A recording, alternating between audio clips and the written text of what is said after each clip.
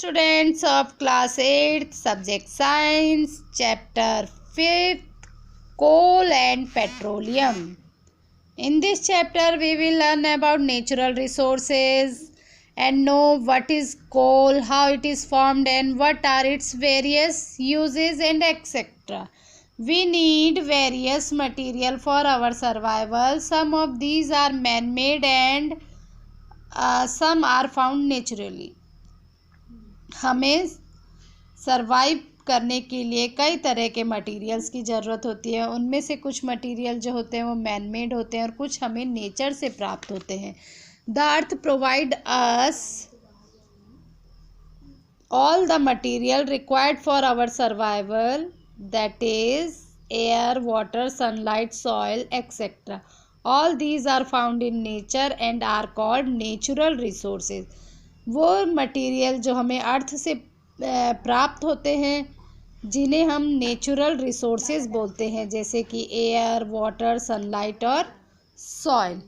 Some resources are present in unlimited amount in nature.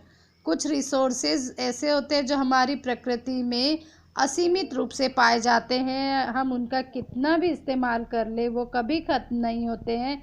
इस तरह के रिसोर्सेज को हम इनएग्जॉस्टेबल नेचुरल रिसोर्सेज कहते हैं, जैसे air, sunlight, water, soil. On the other hand some resources are present in limited amount in nature. वहीं दूसरी तरफ कुछ रिसोर्सेज ऐसे होते हैं जो नेचर में बिल्कुल सीमित मात्रा में पाए जाते हैं and can not be continuously replaced. Such resources are likely to be exhaust by various human activities and are called exhaustible natural resources.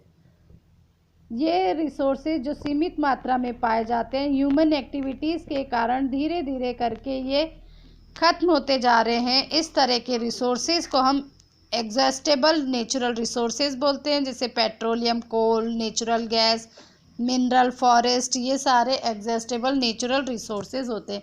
In this chapter we will learn about 3 main exhaustible natural resources.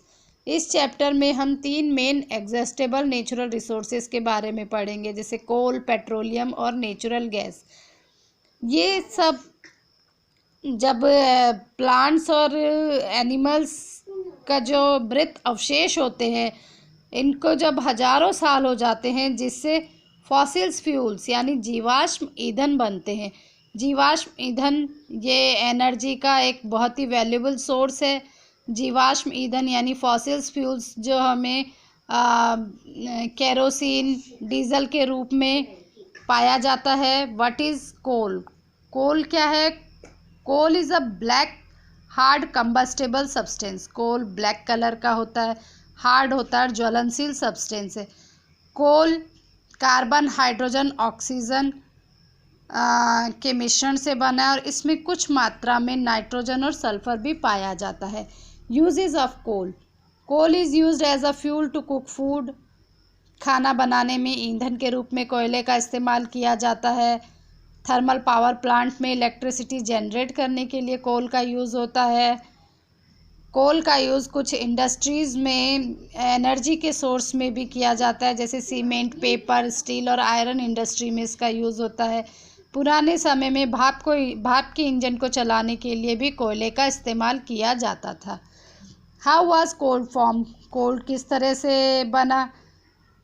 About 300 million years ago, our earth was covered with dense forest and swamp having used tree ferns and other leafy plants. तकरीबन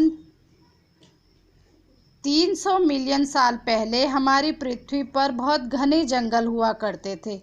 इन घने जंगलों में बड़े बड़े पेड़, fern, पत्तेदार पौधे ये सब हुआ करते थे। As these trees and other plants died, they fell down on the wet and swampy floor. धीरे धीरे प्राकृतिक क्रियाओं के कारण ये जंगल धीरे धीरे करके मिट्टी में दबते चले गए। मोर एंड मोर और मिट्टी में दबने के कारण ये सिकुड़ते चले गए। More and more dead vegetable, gravels and soil deposit over them. और इनके ऊपर और ज़्यादा वेजिटेबल्स, ग्रेवल्स, मिट्टी, कंकड़, ये सारे इनके ऊपर लेयर बाय लेयर आते गए।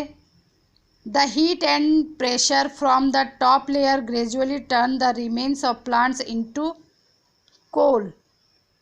अधिक मिट्टी जमा होने के कारण जब ये जंगल सिकुड़ने लगे तो उच्च दाब व तापमान के कारण मृत पौधों के अवशेष धीरे धीरे कोयले के रूप में बदल गए। The slow conversion of coal of dead trees and other plants into coal is called carbonization। मृत प्लांट के धीरे धीरे कन्वर्जन की प्रोसेस, मृत प्लांट के धीरे धीरे कोयले में कन्वर्जन की प्रोसेस को कार्बोनाइजेशन कहते हैं।